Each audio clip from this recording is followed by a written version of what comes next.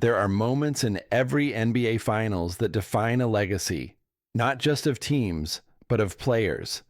For Tyrese Haliburton, that moment is now.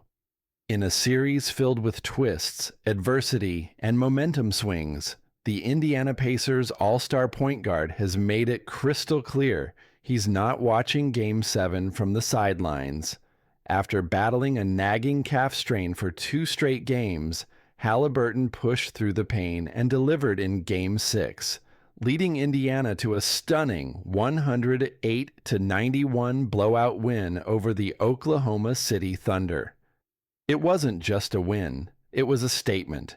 With the Pacers' backs against the wall, Haliburton suited up and helped extend Indiana's championship hopes to a winner-takes-all Game 7 on Sunday night. Indiana's Game 6 win was unexpected not because Oklahoma City is some unstoppable juggernaut, but because few thought Haliburton would be able to contribute meaningfully, if at all. The injury, suffered in Game 5, had left him visibly hampered, scoring just 4 points on 0 for 6 shooting during that brutal 28-point loss. His status for Game 6 was a true game-time decision, leaving fans, analysts, and even his teammates wondering if the leader of their offense would take the court. But Haliburton, competitive to the core, wasn't going to let the moment pass him by. I'm pretty much in the same standpoint I was before Game 6, still a little stiff, a little sore, Haliburton admitted after the win.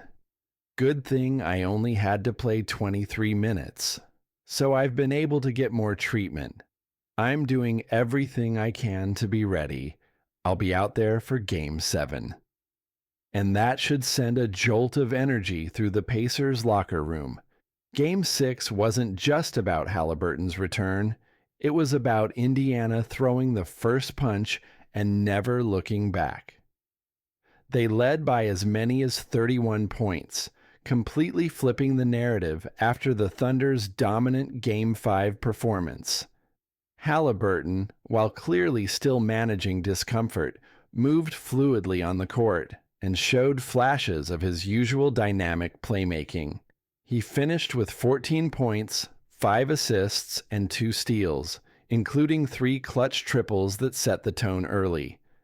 Every time Haliburton sat, the training staff wrapped that calf like it was precious cargo, but he never grimaced.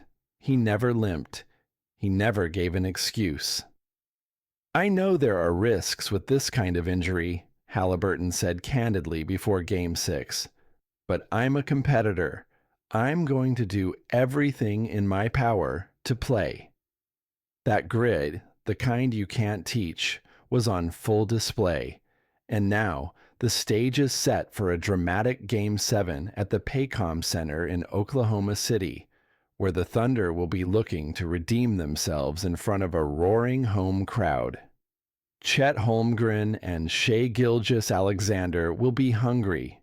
They know they let Game 6 slip, and the pressure is squarely on them to close this out. But Indiana has already proven they're not going away quietly. The Pacers have stolen one on the road in this series before, thanks to a miraculous go-ahead floater from Haliburton with just 0.3 seconds left in Game 2. That shot stunned the Thunder and injected belief into a Pacers team that many had already written off. Now, even with Haliburton operating at less than 100%, Indiana has a real shot to complete one of the most improbable title runs in recent memory. The magnitude of Game 7 can't be overstated. Everything is on the line. Glory, heartbreak, legacy.